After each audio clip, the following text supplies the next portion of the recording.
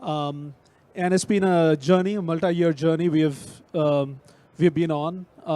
A lot of our focus has been to build the infrastructure rail that allows our clients the flexibility to provide installments to their cardholders on existing cards.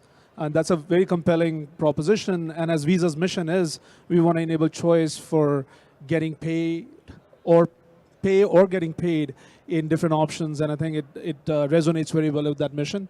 So I've been running our global efforts on that, and we are building we have a strong team and a strong product, taking it to multiple countries now, and very exciting times right now. Absolutely. So how does Visa Installments actually work? So I've been asked a lot about it, right? Who's providing the loan? Who's doing the merchant KYC for Visa Installments? Who does the shopper, or who does the consumer underwriting? And actually, how is the loan repaid later on?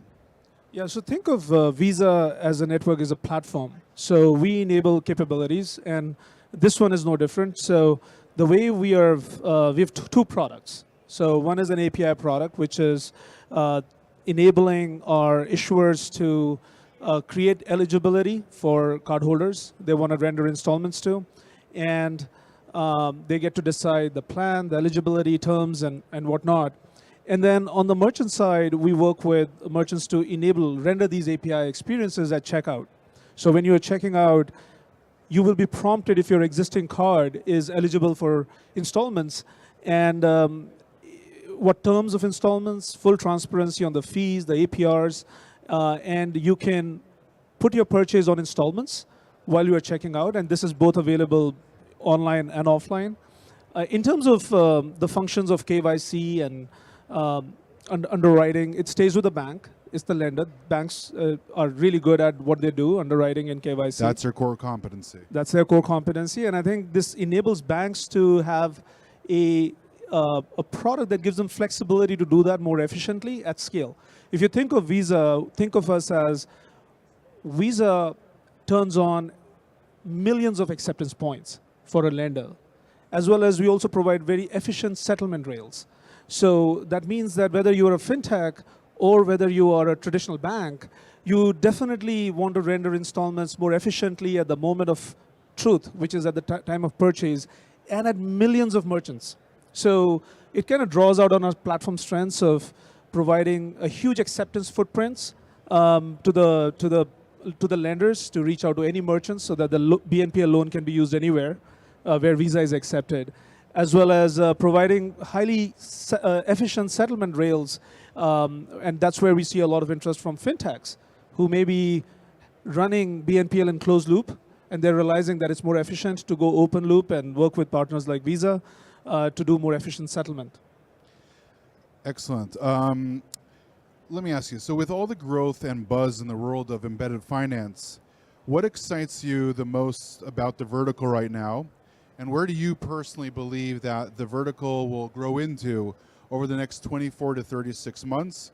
And maybe as a follow-up to that, what specific products and features of embedded finance will really shine and take the center stage? All right, so again, over the next 2 to 3 years. Sure. So I think the embedded finance, what we believe, it's a huge opportunity to really render amazing experiences to consumers. So if you go back to the example of traditional banks and fintechs, oftentimes people think it's a zero-sum game. It's actually not. And embedded finance is a great example where traditional banks are partnering with fintechs and platforms like yourself to render embedded finance, and BNPL is an embedded finance in one way. That is an option at the point of purchase. Now, as Visa, we enable partnerships. We bring in fintechs like yourself to our traditional banks, as well as we enable platforms. So we enable these capabilities which our partners could use to render embedded finance. And so it's really transforming. I think embedded finance is really transformed in how people build, distribute, and access financial services, which is really exciting. And we are, in our role, like in our roadmap, if you see, we have been focused on building capabilities that allow partners to render embedded finance in different verticals. So we are starting with retail right now. We believe SMB, BNPL is a big opportunity. We also have other verticals like education or healthcare, which would be a great opportunity as the space matures. And there is a need for highly vertical specialized solutions. And a lot of fintechs have done a really good job in going deep in each verticals and solving for that. In terms of what are the next couple of things look like for next 2 to 3 years, I think cross-border would be really interesting. Not many players have solved for cross-border installments. It's really hard to have your local bank or a lender allow you to purchase with a foreign merchant on installments. So we want to solve for that. There is a pilot that we are kicking off, and I think that's really an exciting and a real problem to solve. There could be other forms of payments of like account-based or debit-funded installments, which is exciting as well. So there's a lot to solve for in 2 to 3 years, as well as getting scale in BNPL. It's all about the scale at the end of the day as well, but really about bringing a good product into the market that will be accepted and used by both the merchants and the retail and the consumers. Now, there are a lot of players in the market today that provide various forms of consumer finance, installments, buy now, pay later. I mean, all those various products are underneath the I would say, term of POS finance. These players really do range from fintechs and now increasingly so the banks and other regulated financial institutions. Where does Visa and the Visa installment product fit into this whole game, this whole story? And where exactly does Visa, I would say, stand out from the rest of the solutions? That's a great question. So we see BNPL in two halves. If you think of BNPL 1.0, that was really led by fintechs. And they led the way in kind of enabled really compelling experiences for their customers, and Pay in 4 kind of stood out, Pay in X or Pay in 4 for most part. As you look at BNPL 2.0, we see a lot of traditional banks jumping in, and they're partnering with fintechs. In some cases, actually, it's interesting because banks started to look like fintechs, and fintechs are looking more like banks. Embedded finance. Embedded finance, right? And I think BNPL 2.0 has a lot to do with that, because as fintechs are becoming bigger and they have to comply with different regulations, which is more like credit regulations, Card Act in US or Reg Z, they have to meet the same bar that the banks have been meeting for years, right? And banks have to be nimble like fintechs to render the same experience and same options that the fintechs are offering to their customers. And that's what I call as BNPL 2.0, where this convergence is happening. Embedded finance has a big role to play in that. In terms of what Visa is doing, so we've got like two things, I would say, where our focus is. One, creating this ecosystem of partnerships. There isn't a single bank which can pull off, or a single fintech, regardless of the scale, which can pull off BNPL at scale with the degree of consumer protection and trust that we want to foster in this ecosystem. And Visa has a history of building trusted ecosystems. So we have been in the journey of building our partnership program, where we have brought in partners like yourself, a lot of fintechs, as well as processors, issuers, merchants, and acquirers, where we are fostering trust and transparency in the partnerships that Visa is bringing in. And then also our product and requirements of a product ensures that the card member experience is very standardized and seamless. So whether you're checking out online or offline, and an example would be when you dip the card or you tap the card at a terminal, it should render you that option of installments right there and then.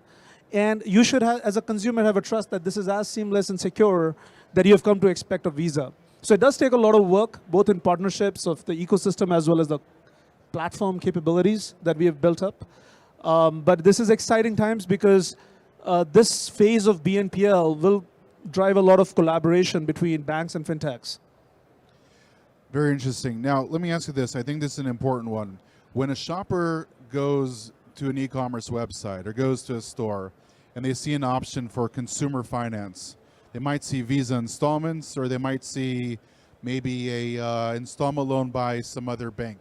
What would make the consumer go ahead and select to use the Visa installment product? Obviously, if it's not behind a waterfall, but when they have to make that choice, what's going to make them make that selection, say, I'm going to go with Visa installments? Is it the trust in the Visa name versus a fintech? What is it? So it's actually all of the, so trust, visibility, and transparency. So the way the experience works is when you are checking out with your existing card, we will remind you whether this existing card is eligible for installment or not.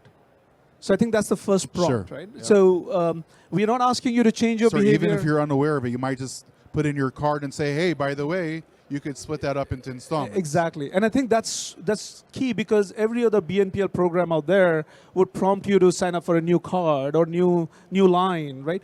We believe that you already have your existing card, with your existing credit card has whatever that open to buy is. You have the limit. What we are enabling issuers as well as consumers to utilize that as installments at the point of checkout. And so I think experience has a big role to play. So as experience, you get reminded that you have this option available. Do you want to take it? And then all the other things with trust and transparency that the Visa brand has, I think those are big drivers to why consumers would make that choice. So this is another giant, I would say, leap forward of Visa really reaching out directly to the end user, to the shopper, and encouraging them to interact directly with Visa as a brand. So we've always done that in partnerships with our issuers and merchants and acquirers. I think the key here is that the product we have created, the platform we have, is rendering more control to the issuers to decide who they want to give installments to. So they decide the eligibility, they decide the terms. We are making sure that those terms and that visibility is rendered at the point of checkout. And in the exact same way that the issuer would want it to be, or the lender would want it to be. It could be a fintech issuer or a neobank as well. And merchants love this because we are live in the markets, in certain markets right now, because they see a higher conversion, higher average order value, and all the stuff that you know about. And I think that's a huge value prop for the merchants to drive more customers to use existing cards for installments. Excellent. So where is Visa Installments offered today? And really, what's in store for Visa Installments, let's just say over the next 12 months? And what countries can merchants and consumers really expect to see Visa in the next 12 months as well? So we are live in Canada. We are live in Malaysia. These are our first entry markets. And then we have got a whole list of 10 other markets we want to go live in next year. So really the roadmap is across all continents. Can you mention any of them? Well, you know, we'll make some big announcements. Make announcements. Excellent. So you heard it right here. I can just say this, that big regions, all the big regions, whether it's Asia Pacific, Europe, Middle East, and North America, of course, all of the markets have strong traction right now for us with our partners to enable BNPL. So we should expect to see those turning on next year. That's absolutely exciting news. And again, Arvind Ronta, Global Head of Installments at Visa BNPL. Thank you so much for joining me today. Thanks, Jeff. Yeah.